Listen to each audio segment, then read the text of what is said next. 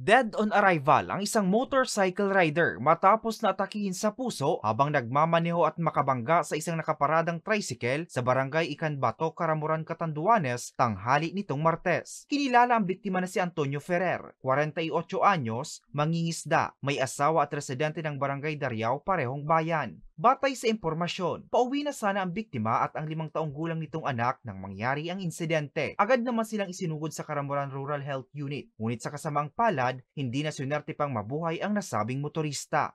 Sa kasamaang palad, di na po siya umabot doon sa aming rural health unit at dineclare na po siyang dead on arrival ng ating doktor na si Dr. Sadie Tanael, yung municipal health officer naman po dito sa bayan ng Caramuran.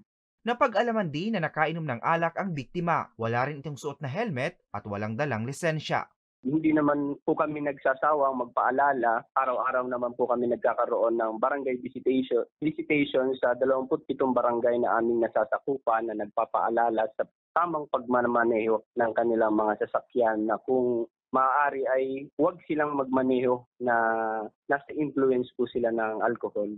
Ligtas at naiuwi na rin ang anak ng motorista na nagtamo ng minor injuries. Para sa mga balitang Tatak Bicol, Hercules Barbacena.